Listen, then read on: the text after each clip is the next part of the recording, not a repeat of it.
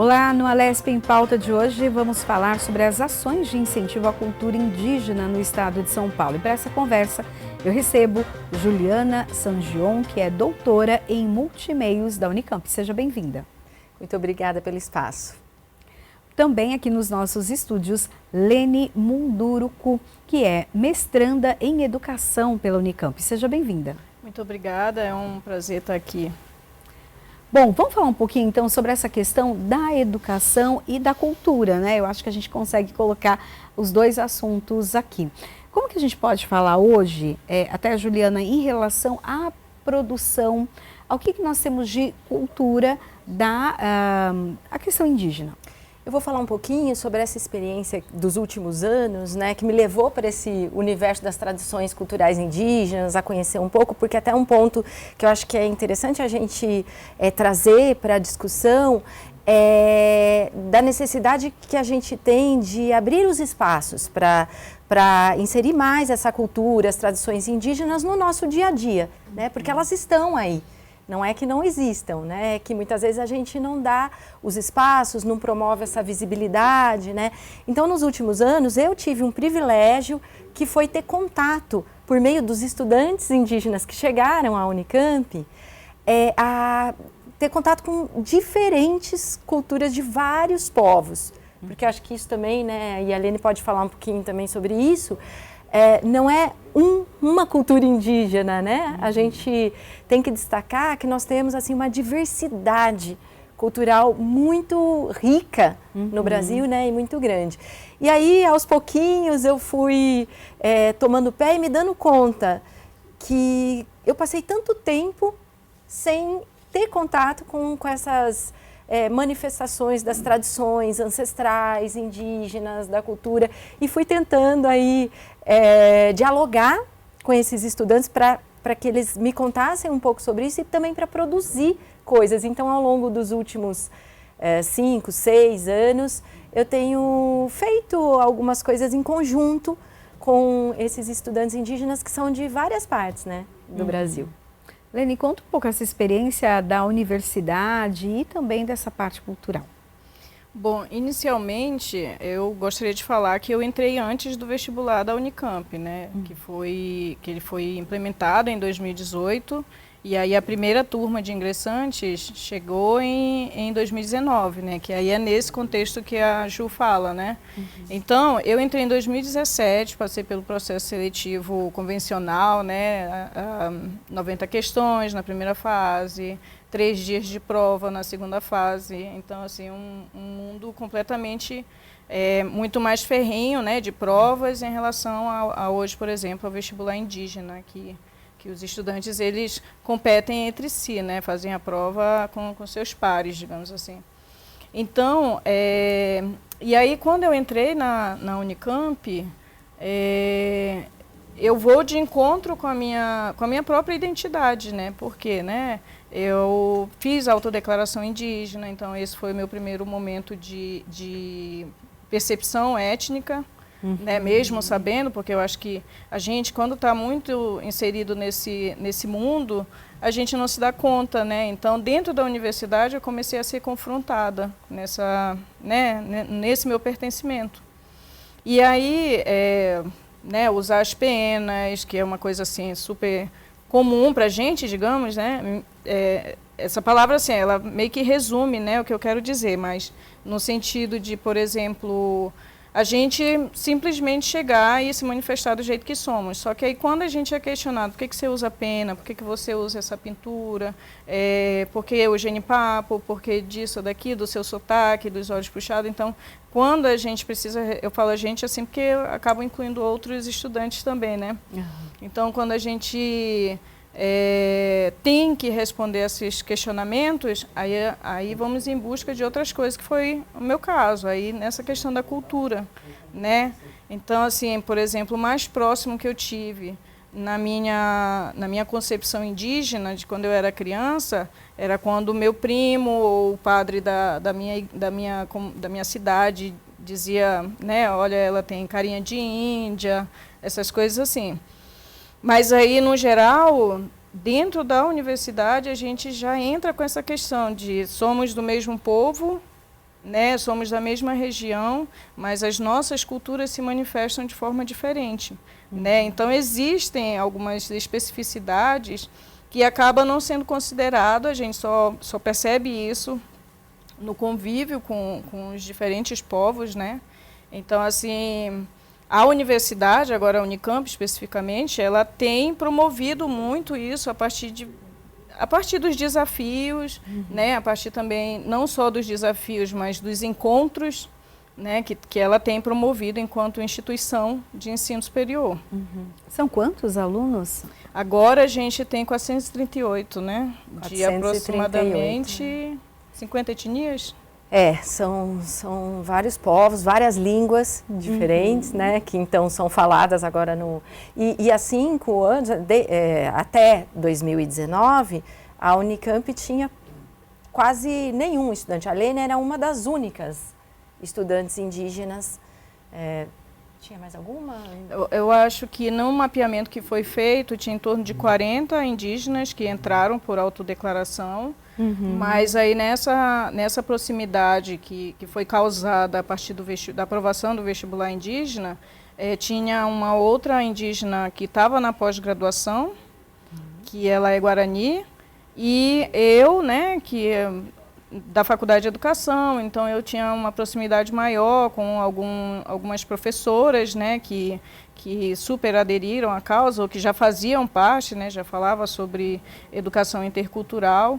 Então, e aí eu fui convidada para participar desse momento, né? E como a maioria deles vinha lá do norte, que eu sou do Amazonas, aí ficou um pouco mais, acho que foi um pouco mais facilitado, né? Porque aí o pessoal, os que chegaram, acabaram me considerando uma veterana indígena. Mesmo eu dizendo assim, não quero ficar muito tempo por aqui.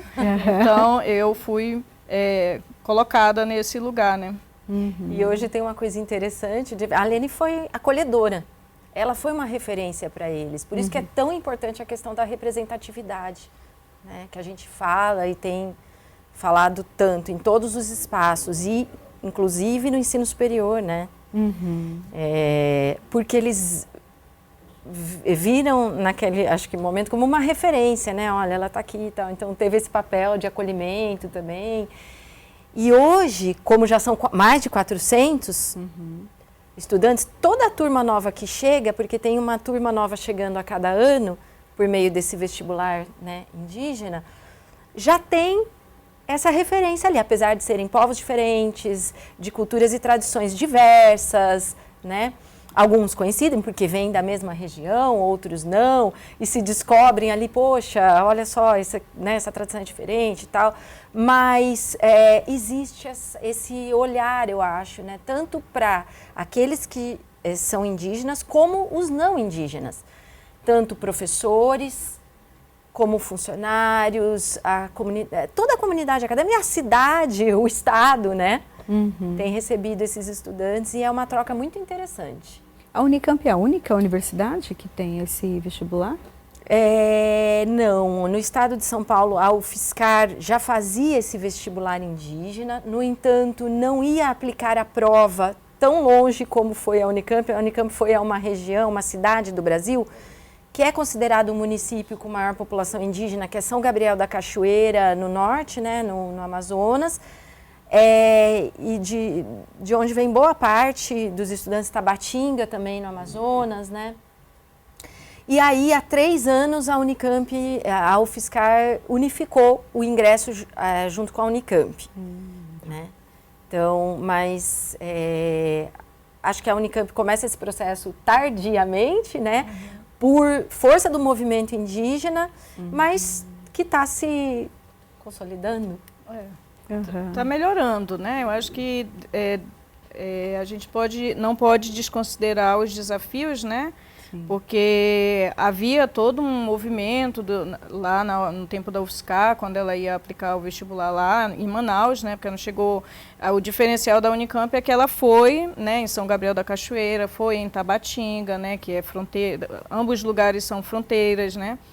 Então, eu acho que o diferencial da Unicamp foi esse. Aí conseguiu alcançar essas populações sem ter que se movimentarem para a capital, né? Então, acho que por isso, inclusive, justifica o fato da gente ter mais indígena da região norte do que de outros lugares, né? Porque a Unicamp foi lá no centro mesmo. Aplicar a prova. Aplicar a prova.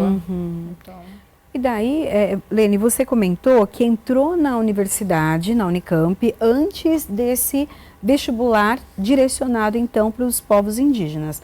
Mas, e como que era o teu contexto? Porque a gente sabe que o vestibular da Unicamp é muito difícil, muito concorrido. E como que foi esse processo para você? Você era de uma aldeia ou você já vivia nesse contexto urbano? Bom, eu nasci num contexto urbano, mas se for fazer uma comparação entre o contexto urbano do Amazonas, né, e o contexto urbano do estado de São Paulo, por exemplo, a gente vê que, né, é quase que insignificante.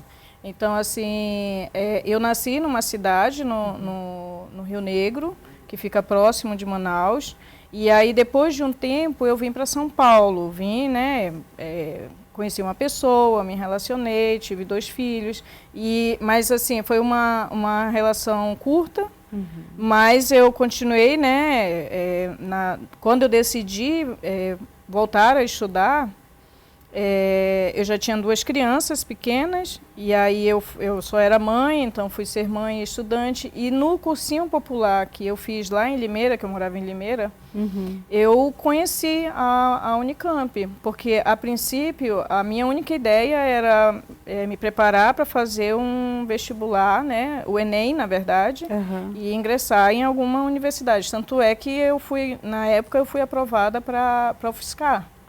E aí fiz a minha matrícula. Só que aí, no cursinho popular, que hoje inclusive tem uma questão, que tem um específico para indígena, um cursinho dos indígenas, então, naquela ocasião, os professores que eram alunos da Unicamp, eles falaram, né, sobre a universidade pública, porque eu não sabia o que era a universidade pública, eu achava que a universidade era paga, todas elas, então aprendi sobre isso, aí conheci a Unicamp, né, assim, pelo que eles diziam, né, e aí o que mais me contemplou foi a questão da moradia, da permanência estudantil, porque eu com 2 filhos pequenos, eu tinha que vir para a universidade e trazer meus filhos, né, então assim, aí foi quando eu fiquei sabendo que tinha moradia, que tinha um estúdio, que eu ficava imaginando, gente, como que será um estúdio? Eu imaginava um salão enorme, cheio de famílias acampadas. Então, eu imaginava nesse sentido, né? E aí, quando eu entrei na Unicamp, né, eu era uma pessoa totalmente perdida. E eu gostava muito disso, porque eu vim de um contexto onde as pessoas, né, me olhavam, principalmente em Limeira, assim que eu cheguei, eu sofri muito com o choque cultural, com a discriminação, de olhar e ter que dizer, né, por que eu era assim, enfim, né, e pelo fato de ser do norte. Então, assim, algumas situações de preconceito pelas quais eu passei, que foram bem difíceis, né? E aí, quando eu entrei na universidade, aí eu fiquei, nossa, que mundo é esse? Porque eu não me via julgada, as pessoas não me enxergavam e eu queria estar ali, porque eu era igual a todo mundo. Então, assim, isso foi um diferencial muito grande, mas, no geral, assim, essa questão do meio urbano, de onde eu vim, né, eu já tinha sofrido essa influência né, bem mais a fundo daquilo da transformação, né, que acontece. Eu nunca falei minha língua se perdeu na minha avó. E aí todo esse percurso, né, essa trajetória que eu tive desde que saí da minha cidade até chegar em São Paulo, né, ela sofreu muitas transformações, mas assim, aqui eu dou muita relevância nessa transformação que a universidade me provocou. Juliana, até a Lene, ela conta essa questão da história dela, né? O contexto que ela vivia, o contexto que vive hoje em relação à universidade. O que você percebe até dentro da universidade? São pessoas que tem um contexto semelhante, que já estavam numa vida mais urbana, já tinham crescido, ou pessoas que vieram da aldeia mesmo. A minha pergunta, por quê? Tem a questão do idioma, tem a questão cultural, que é um desafio na hora de você fazer um vestibular. Que quem, por exemplo, mora em São Paulo, vive na periferia, já tem um contexto diferente de quem mora na Zona Sul, foi criado em uma escola particular, tem o choque. Agora imagina uma questão de até um idioma diferente, uma vivência diferente. O que você percebe lá? Bom, então, assim, eu na Unicamp também sou responsável pela comunicação da comissão de ingresso, que faz os vestibulares. E eu tenho ido aplicar a prova nesse município de São Gabriel da Cachoeira, no Amazonas, que é de onde vem boa parte dos nossos estudantes. Então, tenho tido esse contato, não só com a prova, né, mas com eles, com esse contexto. Inclusive, a pesquisa de mestrado da Lene é com os estudantes também, dessas realidades diferentes. Acho que a gente pode dizer que temos um pouco de tudo, mas desse contexto, né? De origem dos estudantes, mas muitos de comunidades. Alguns que não falavam uma palavra de português, assim, conseguiam fazer a leitura e a prova. Então, a prova do vestibular indígena hoje, ela é composta por questões objetivas e redação. Então, todos têm que fazer, né, essa prova, geralmente é em janeiro. A gente vai nas cidades, em algumas cidades do Brasil, aplicar. Eles têm que ser aprovados nessa prova. Então, há alguma coisa da língua, né, das linguagens, sim, tem que saber. Mas alguns estudantes realmente não falavam o português oralmente. Entendiam para a escrita, né, às vezes para a leitura, mas... E tiveram que se adaptar. Muitos em contextos de comunidades, até que para fazer a prova nesse município que eu costumo ir, a gente usa uma escola mais central do município, né? Espalhadas pelos rios, diferentes rios, né? O Rio Negro, os afluentes, as calhas, né?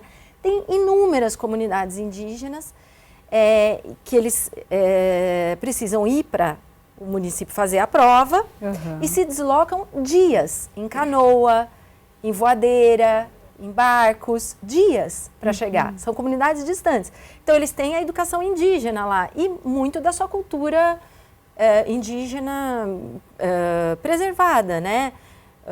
Suas tradições, a sua língua. Então, temos, sim, bastante estudantes que vêm desse contexto mais de comunidade. Temos também aqueles que já vieram de um contexto mais urbano, de alguns outros estados, também não só do Amazonas, temos do Nordeste, temos do Mato Grosso do Sul, e aí são realidades indígenas diferentes. E acho que isso tem enriquecido muito o saber mais acadêmico, porque aí existe essa troca, né? Que não é só o indígena que chega na universidade e vai aprender esse saber acadêmico, científico, mas ele também vai trazer o seu saber ancestral, sua cosmologia, e vai haver trocas. Então, assim, tem pesquisas hoje na Unicamp que só estão acontecendo, acho que o mestrado da Lene é um exemplo, mas tem outras, por causa da chegada dos estudantes indígenas. Então, tem um indígena na iniciação científica, um estudante, né, o Yanauê, ele está na medicina, e ele está propondo na iniciação científica um tema que é super relevante, que é uma questão do uso de álcool por jovens indígenas, né? Ele vai fazer um estudo aí. Então, esse olhar, assim, e outros, né? Plantas, na medicina tradicional, na medicina ocidental, inúmeras pesquisas que só estão chegando à universidade por conta da vinda desses estudantes.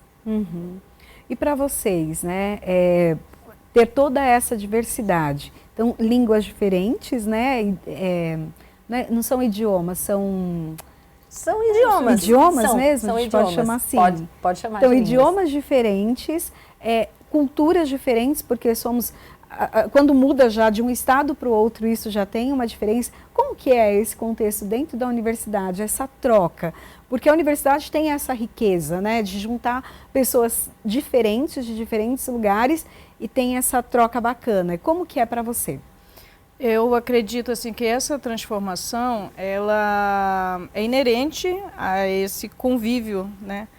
Porque, por exemplo, os estudantes indígenas, quando chegam na universidade, todo mundo ali com medo, assustado, que já passou por todas as suas transformações até chegar nesse lugar, quando ele chega lá, ele não vai fazer isso só com o povo dele ou com indígenas. Ele vai fazer essa troca com estudantes de camadas populares, com estudantes não indígenas em geral, que têm que tem um poder aquisitivo maior, porque a universidade também está cheia a universidade para esse público, né? Então, quando os indígenas chegam, eles acabam também, né? Inclusive, numa das entrevistas que eu faço para a minha dissertação, tem um estudante que ele fala, né? E disse, olha, não é eu deixar minha cultura para a cultura do outro, mas a gente permear essas culturas, eles aprendem com a gente aprende com eles, e ele está falando num sentido geral, né, de troca mesmo, como você falou. Né? E isso é muito bacana, porque rompe com aquele estigma de que o indígena só tem que ter a cultura dele. O mundo está em movimento, os povos indígenas, as identidades todas também estão em movimento, porque eu acho que isso é o mais bacana de tudo, né? De como a gente, enquanto ser humano, não só indígena, mas enquanto ser humano, a gente consegue se adaptar, se transformar ao longo das nossas vivências. E a universidade não só isso, né? Ela tem transformado essas pessoas, esses indivíduos, em críticos, né? Eles vão dizer, mas que nem no meu caso, por que eu era chamada de cabocla lá às margens do Rio Negro, né? Por que eu era cabocla ribeirinha? Por que a igreja pesa tanto na questão ou é a única que vai lá e que fomenta alguma questão de ensino para o indígena, para outras comunidades, para outros indivíduos, outros grupos, né? Digamos assim, no sentido de não só o indígena, mas de estudantes periféricos, de estudantes negros, né? Então, como que a sociedade ela vai entrando nesses lugares, né, onde inclusive o próprio Estado não chega, a igreja, né, no norte tem muito essa questão da igreja que pesa, né, no caminho, no direcionamento dessas pessoas, inclusive para chegarem na universidade, e como isso vai transformando essas identidades. Né? Então, assim, essa questão da cultura, ela não pode ser vista como uma coisa parada. O que é a cultura do indígena? É aquilo que ele traz de si, da sua ancestralidade, das suas raízes, dos seus rezos, o espiritual, mas que ele consegue transformar, principalmente ocupando o espaço da universidade, como ele consegue transformar em conhecimentos outros, né? E que ele pode não só, né, falar, por exemplo, do álcool na comunidade indígena, mas ele pode falar do álcool como um fator social, né, problemático dentro de uma sociedade como um todo. E aí o que eu quero dizer com isso? Que o fato de eu ser indígena não significa que eu tenho que falar somente sobre as questões indígenas, mas que eu posso, né, eu acho que a sociedade ela está muito fechada ainda nessa questão né, do indígena não capacitado, digamos, né, desse julgamento de que ele não consegue falar sobre outras coisas. Então, a universidade, nessa importância, ela vai fazer esse estudante se questionar. Por quê? Né? Então, esses porquês que vão surgindo à medida que a cultura do indígena vai se transformando com as outras culturas, é muito importante para isso, né, para essa representatividade que a gente consegue ter nesses espaços. E eu acho que esse é o caminho. A ideia, depois da formação desses estudantes, é que eles atuem nas suas regiões, nas suas comunidades, ou não tem esse objetivo? O que vocês percebem também? Porque, por exemplo, além de educação, né, o outro medicina, como que vai ser a atuação depois? Eles que sabem, assim, né? Eu acho que aí cada um que sabe, porque se espera muito, assim como a Lene coloca, né? Que às vezes se espera dessa primeira turma que falem de assuntos relacionados aos indígenas, mas não só, né? Tem essa expectativa, parece que a gente espera que seja assim. Também se espera que eles tenham que voltar para as suas comunidades, para devolver, entre aspas, esse conhecimento. Mas o que tem aparecido para nós, né? Tanto nos levantamentos e nas conversas que a gente tem tido, como nas pesquisas que têm sido feitas ouvindo os estudantes, é que cada um tem a sua vontade, o seu anseio, o seu desejo, às vezes de maneira mais coletiva e às vezes de maneira mais individual, né? Querendo ir para outros lugares. E até países, né? Querendo continuar estudando fora. A ocupação dos espaços, né? Por exemplo, na legislatura passada nós tínhamos aqui uma deputada, Adriana Borgo, que representava os povos indígenas. Então, ou seja, dentro da LESP, um contexto legislativo, ela trazia também essas questões. Então, há necessidade, né, de se estar em todos os lugares também para trazer as questões que muitos que estão, né, por exemplo, nas aldeias e até dentro de uma cultura um pouco mais restrita, precisa de apoio, porém, né, não está fora desse contexto, né. Bom, a gente vai fazer um rápido intervalo, porque eu quero saber também no próximo bloco, porque tem até documentário sobre o assunto, e a gente vai assistir um pedacinho dele quando a gente voltar para falar sobre esse assunto, que é tão importante, ainda mais aqui dentro da LESP. A gente já volta.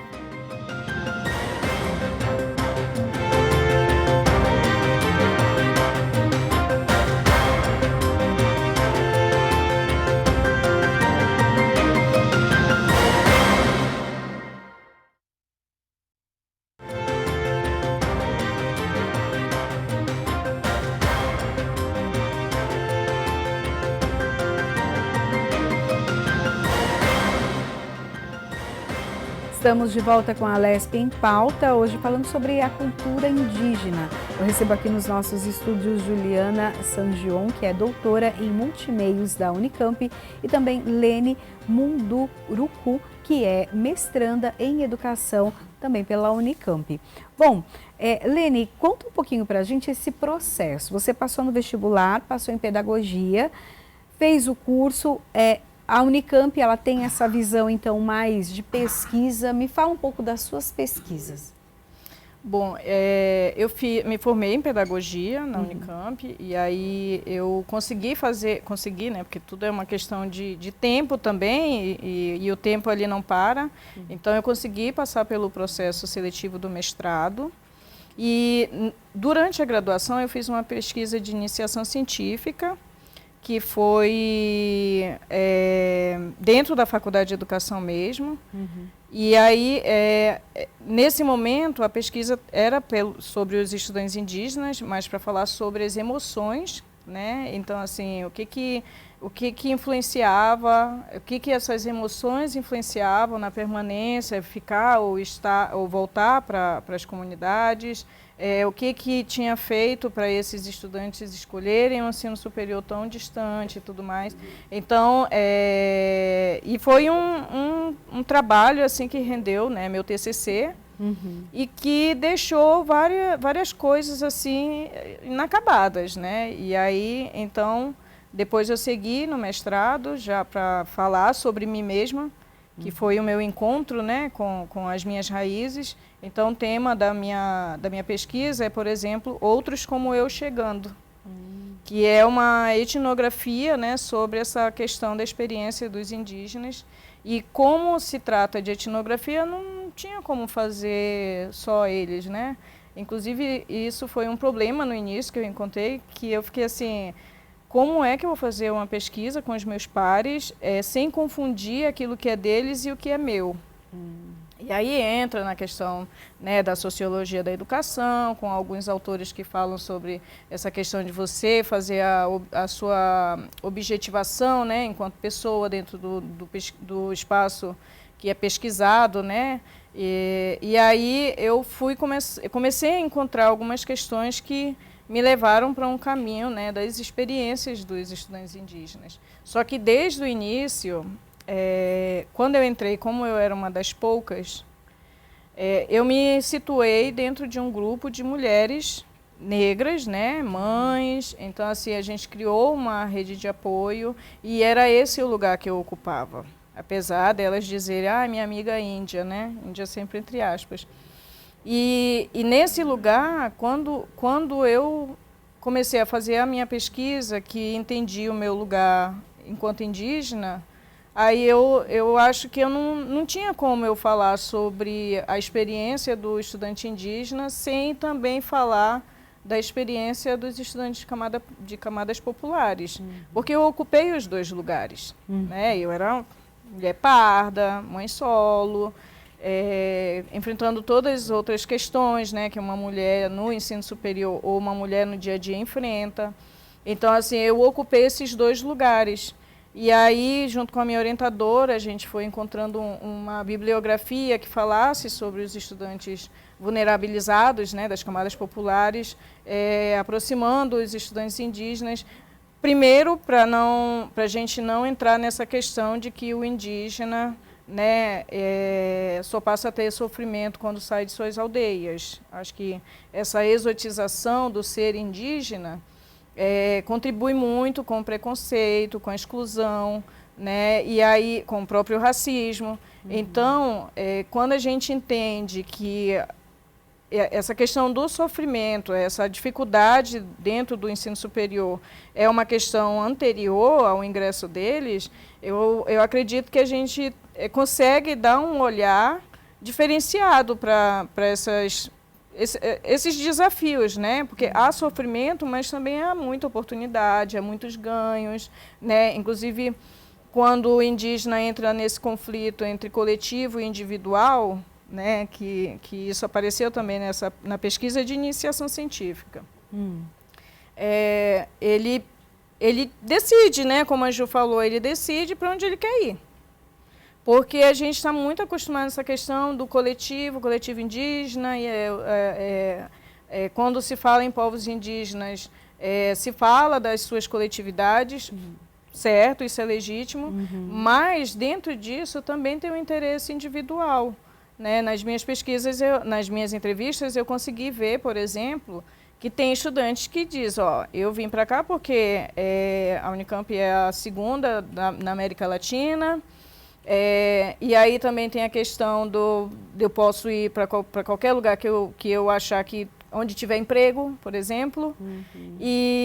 Mas e aí, né? Teve uma delas que eu perguntei, eu disse, mas e aí, como é que fica a questão da coletividade? Ela disse, se eu estiver trabalhando, eu vou para onde tiver emprego.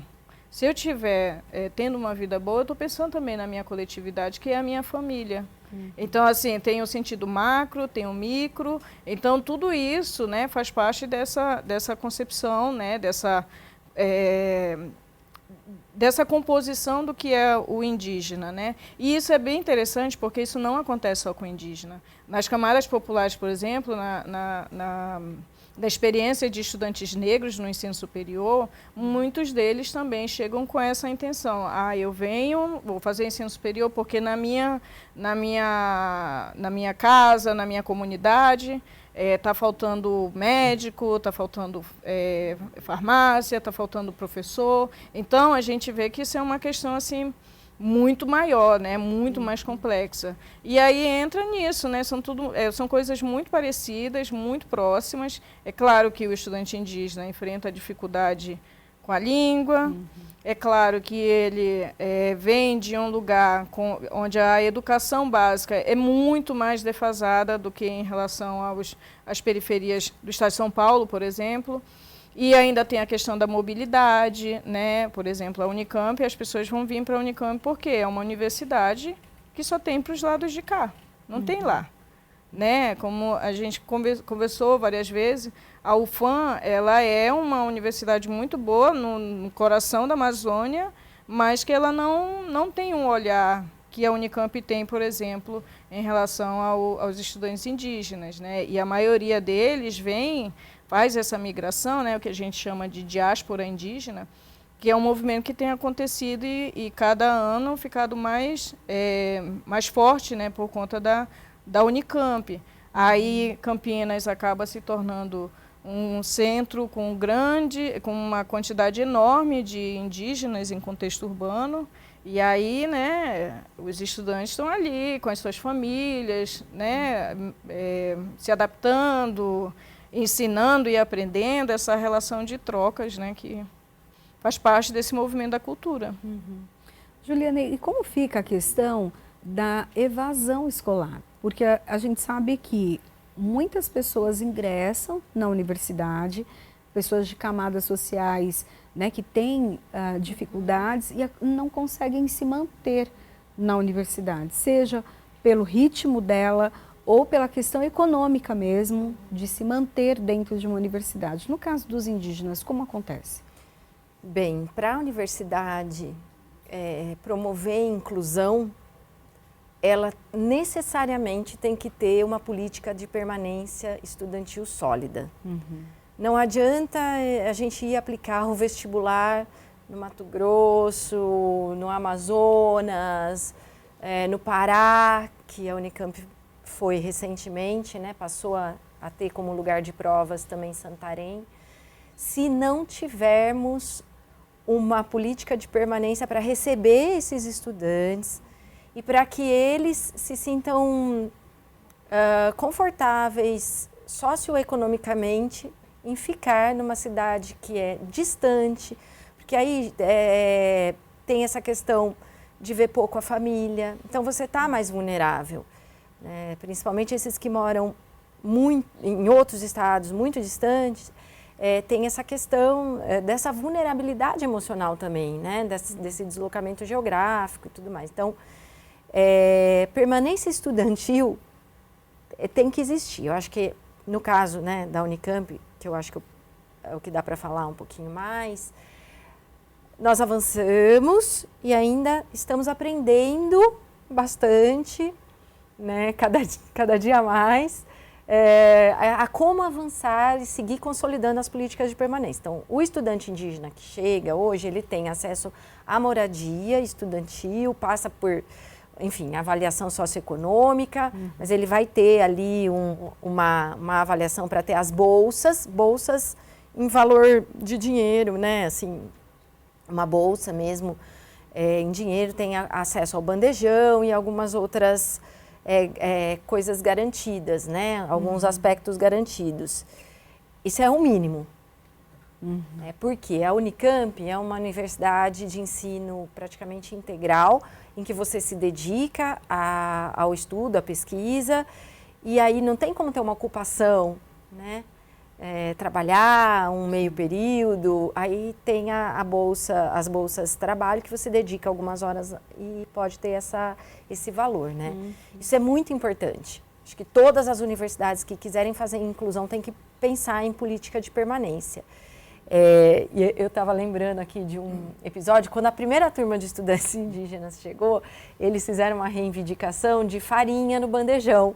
Farinha do norte, porque tem a comida do bandejão, e esse foi um grande choque cultural. A alimentação, né? Porque como na primeira turma a maioria que veio do norte, né, principalmente do Amazonas, era uma alimentação à base de peixes, farinha, pimentas, né? Aí chegou para comer a comida do bandejão. E aí tinha essa reivindicação, né? E a gente brinca, mas foi um aspecto super importante, né? E não, isso é questão de permanência, assim, tem que ter um olhar para essa alimentação. E eu estou falando, assim, de uma maneira descontraída, mas realmente é algo, assim, até saúde indígena, né? Eu acho que demorou todos esses anos, assim, agora que um coletivo de mulheres indígenas tem discutido junto com a universidade institucionalmente a questão da saúde da mulher indígena. Por exemplo, as crianças, os filhos desses estudantes, muitos vieram, porque tem um perfil de estudante indígena que cuja faixa etária é um pouco maior do que se a gente comparar com o outro vestibular, né, o convencional. E aí você tem que olhar para isso como questão de permanência também. Onde ficam as crianças, os filhos, né? Então tem a creche, isso no caso da Unicamp, né? Tem a escola de educação infantil dentro, que você pode, enfim, pleitear ali as vagas, né? Não sei se está tendo vaga para todo mundo, mas é toda uma questão. Né? Então, só para ficar nessas duas, né? Da questão da saúde das mulheres indígenas, que começou a ser discutida agora, e a questão da educação infantil para os filhos, né? Desses estudantes, que são dois aspectos importantes. Vamos falar agora um pouquinho da parte cultural, né? A gente conhece um pouco da cultura indígena, acho que quando a gente está nesse contexto mais urbano, de uma maneira um pouco mais distante, acho que tem se aproximado um pouco mais, até quebrando alguns estigmas, por exemplo, falar do índio, agora não se fala mais índio, se fala povos indígenas, né? Então, quebrando algumas tradições que a gente tinha já desde criança aqui no contexto urbano e agora um respeito maior.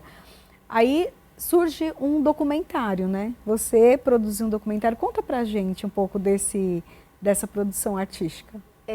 Então, quando eu fui a primeira vez para aplicar essa prova do vestibular lá no Amazonas, no caso eu fui para esse município de São Gabriel da Cachoeira. Para mim era uma realidade tão diferente da minha, porque às vezes a gente fala isso, nossa, os indígenas chegaram, né, os estudantes chegaram em Campinas, é uma realidade tão diferente da deles. Eu fui para lá e era uma realidade tão diferente da minha, eu me senti uma ignorante em Brasil, né? Afinal de contas, eu estava ali numa região, né, numa parte da Amazônia, e não sabia quase nada daquela parte do Brasil, né? Então, teve esse impacto. E aí, muito impactada por isso, por dar-me conta né, desse meu não saber, né?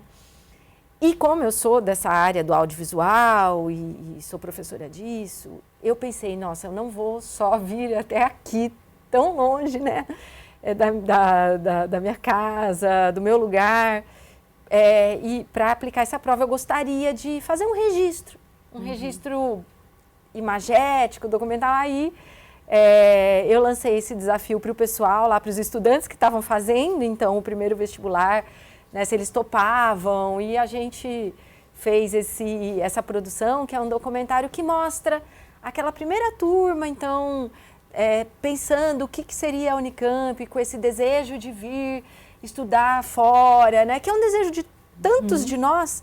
Às vezes a gente fala, nossa, queria estudar em tal estado ou em tal país, né, era muito parecido esse discurso que eles tinham, né, de vir para cá e estudar e conhecer a universidade. Então, é esse registro.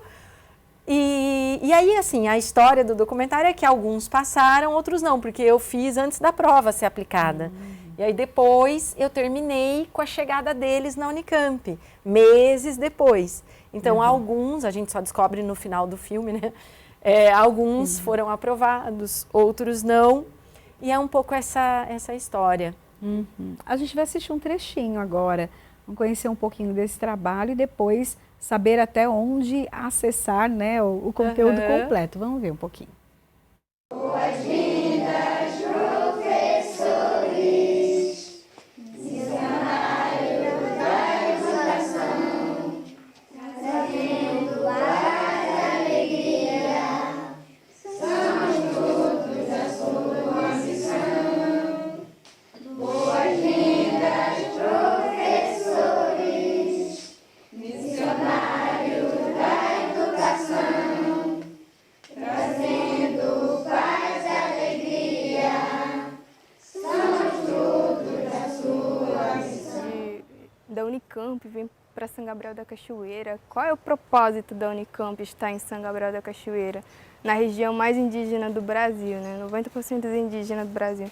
Então a gente ficou um pouquinho, né, daquela maneira, muitos não sabiam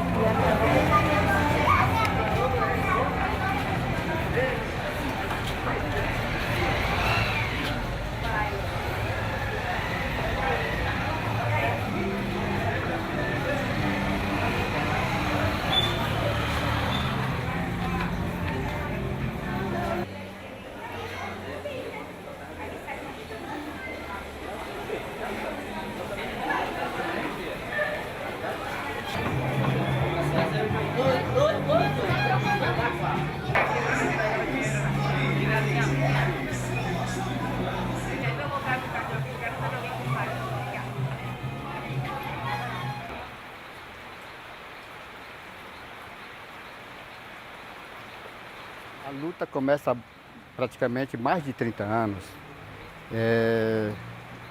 diante do Estado brasileiro que sempre oprimiu e oprime os povos indígenas. Com certeza vai continuar oprimindo muito mais que o governo muito antes.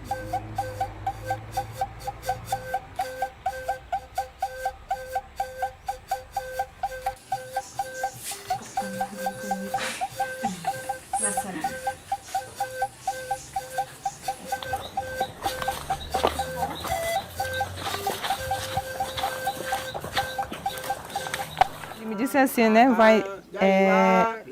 A prova vai ser realizada aqui em São Gabriel. Respirei fundo, né? Falei, nossa, então não posso perder. Falar para os meus irmãos. Cheguei, né? Falei para os meus irmãos.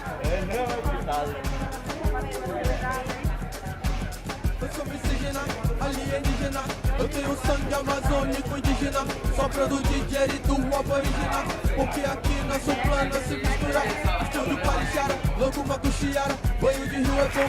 Bom dia, gente. Meu nome é Daniela Patrícia Diego Barbosa. Nasci na Colômbia, me criei aqui no Brasil. A maior parte disso no Grande Cachoeira, sou de lá. Mas, como eu falei ontem pro pessoal, hoje eu não sou nem colombiana nem brasileira, hoje eu sou indígena. Aqui, numa instituição que todos queriam estar aqui. É um sonho realizado. É uma luta que eu já ouvi, que ficaram meses aqui na instituição para a gente estar aqui. Então, a gente também teve nossa luta lá, em todas as regiões, né, do Brasil. Bacana.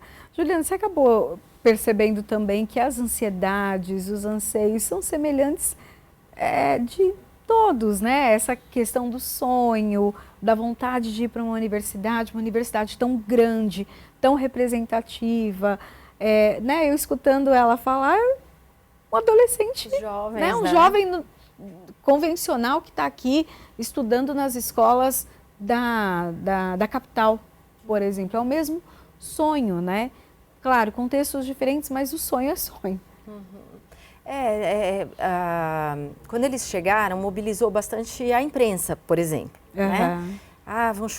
Vai chegar uma turma grande de estudantes indígenas numa das maiores universidades do país. Então, a imprensa chegou a perguntar assim, nossa, mas vocês conheciam a universidade? Nossa, vocês estão usando o celular? Nossa, mas tem internet, né, nas aldeias? Sim, algumas têm internet. E se não tem, é porque falta o poder público levar o sinal da internet. Não que esse jovem... A Dani era uma... que eu conheci lá por causa do documentário, depois ela morou na minha casa uns anos, mas ela era da rede de jovens comunicadores indígenas do Rio Negro. Quando eu chego lá e ela fala, não, aqui a gente já estava tudo sabendo da notícia que a Unicamp ia vir fazer a prova, porque a gente tem uma rede de jovens comunicadores por WhatsApp, né? E uma rede super bem estruturada, que é a rede Waiuri. Então, inclusive, fica a dica para seguirem, que é muito bacana, de jovens comunicadores lá dessa região do Rio Negro, né, do Alto Rio Negro. E já tinham espalhado a notícia, produzido conteúdo sobre a ida da Unicamp fazer a prova lá, né, em 2018. Enfim, jovens com anseios, sonhos, mantendo as suas tradições, falando a sua língua, comendo sua comida, dançando suas danças e querendo ir para a universidade também. Bacana, bacana. Vamos falar um pouquinho dos livros que nós temos aqui também? Povos Originários do Brasil, Sentidos da Crise Humanitária dos Yanomami. Fala um pouquinho desse material. Desde da chegada, né, desses estudantes, a gente tem tentado, eu principalmente assim, tenho tentado produzir também em conjunto com eles, dar espaço. Eu fui convidada a escrever um pequeno relato, que é um capítulo desse livro, né, sobre essa relação da universidade contra o apagamento das culturas indígenas. Então, nesse relato eu conto um pouco dessa experiência, mas conto também de todas as iniciativas que os próprios estudantes têm trazido em busca de lutar também contra esse apagamento e pela visibilidade do que eles têm feito, estudado, produzido, tanto de conhecimento científico como cultural, nas mais diferentes áreas, né? Então, aí foi um relato. Esse outro material foi um convite que a Daniela, que aparece no documentário falando, recebeu, né? Eu fui junto com ela e outro estudante indígena da Unicamp, Daniela, estudante de estudos literários, e o Wallace, que foi para a Índia,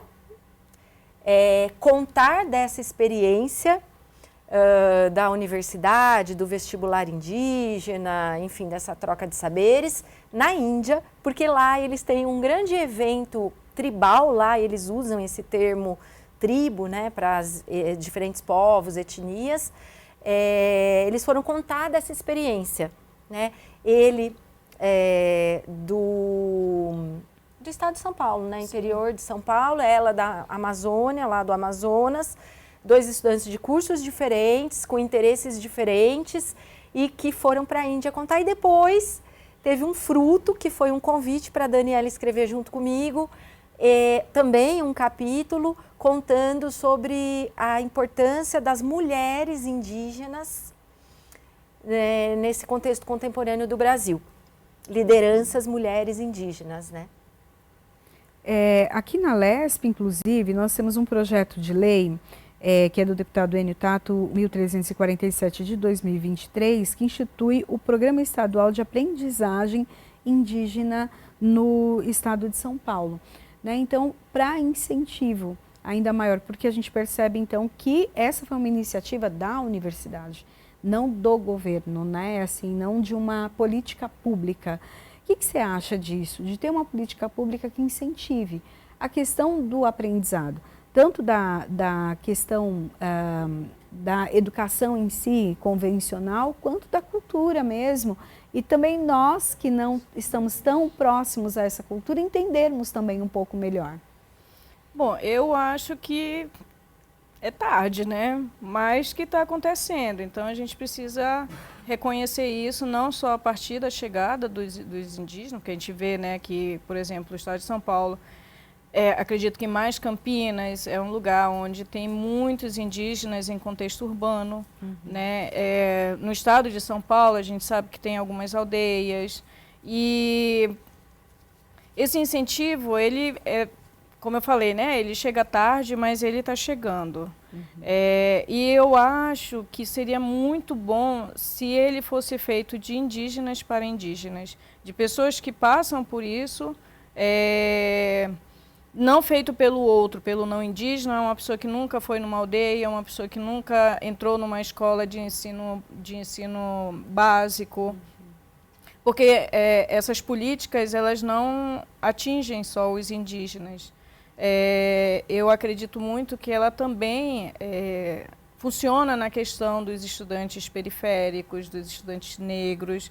Então, assim, a gente pensa, por exemplo, na própria Unicamp, assim, quando ela muda algumas coisas em função das necessidades dos estudantes indígenas, essa mudança também afeta os outros estudantes, né? Na questão do próprio ensino, questão de currículo, algumas coisas que vão mudando, até a própria permanência de moradia, de bolsa, como que vai trabalhar, qual o acesso que você tem para fora da Unicamp, porque a gente está pensando em um contexto de universidade, mas essas famílias também, esses estudantes também circulam dentro da cidade. Então, assim, a universidade pensa de uma forma, existe uma lei que pensa, eu acho que tudo tem que ser somado a partir da experiência dessas próprias pessoas. E que bom, né, que a Unicamp, por exemplo, abriu suas portas para receber esse... Não foi gratuitamente, claro, eu acho que é bom, eu acho que é muito interessante a gente lembrar que a implementação de um vestibular indígena na Unicamp foi também fruto do movimento negro. Então, assim, essa relação de troca que há, né, dessas melhorias que a universidade consegue enxergar, da sociedade conseguindo enxergar em relação aos povos indígenas, é muito válido nesse sentido de, né, vamos fazer deles, para eles, com eles. Eu acho que isso é muito importante, muito importante. Acho que só queria colocar uma coisa nesse sentido que a Lene traz, que a gente precisa olhar para essa questão dessa ocupação dos espaços, né? Acho que quando a gente fala isso, assim, de que pessoas indígenas, negras, algumas minorias, pessoas trans, enfim, mulheres, né, precisam estar nesses espaços. Essa questão da representatividade é importante. Não dá para fazer sem eles. A gente comentava que já participamos assim, de alguns eventos cuja pauta era indígena e não tinha nenhum indígena, nenhuma pessoa indígena convidada para fazer uma fala, por exemplo, né? E a gente só consegue isso ocupando esses espaços. Então, tendo gente na assembleia, tendo gente nas redações, falando um pouco da minha profissão, ou gente ensinando, né, professores, professoras. Então, tendo gente nas mais diversas profissões, médicos, engenheiros, professores, né, professoras, engenheiras, deputadas, deputados, senadores, senadoras. A gente tem que ter esses espaços ocupados para que essa produção de conhecimento cultural seja feita, né, por indígena. Na redação a gente fala muito isso, né, no jornalismo, na comunicação, nos documentários. Inclusive eu quero dizer que eu estou produzindo mais um documentário. A Lene é consultora, assim, junto com a gente nesse documentário, porque é mais um documentário sobre os estudantes indígenas, enfim, depois de alguns anos, né? E aí, eu não sou indígena. Eu estou fazendo mais um documentário para falar dos estudantes indígenas sendo não indígena. Então, a gente convidou algumas pessoas para fazer parte junto com a gente. É um documentário com recursos da Ancine, né? É um longa que vai ser feito esse ano e o ano que vem. E por que isso? Porque eu não me senti, e a equipe também não se sentiria confortável de falar, mesmo nessa conversa, né? Eu trago alguns aspectos, sempre a visão do outro vai trazer outro olhar. Então, na comunicação, imagina, ter uma redação branca, elitizada, que tipo de pauta a gente produz, que tipo de filme a gente faz, que tipo de conhecimento na universidade a gente produz, se não é, né, dado espaço para a diversidade. O documentário a gente consegue assistir? Esse primeiro, né, que foi da primeira turma, ele está disponível no YouTube, ele chama Puranga Pessica, um encontro de boas-vindas. E o outro está sendo feito. Ah, bacana. Então a gente vai ter depois o lançamento, voltem aqui para contar para a gente. Quero agradecer a participação de vocês aqui hoje, trazer essas experiências para a gente, o quanto é importante essa diversidade e a inclusão verdadeira, né, de todos estarem juntos. Obrigada, viu? Bom, a Alesp em Pauta fica por aqui, a gente se encontra na programação da Rede Alesp. Até o próximo programa. Tchau, tchau.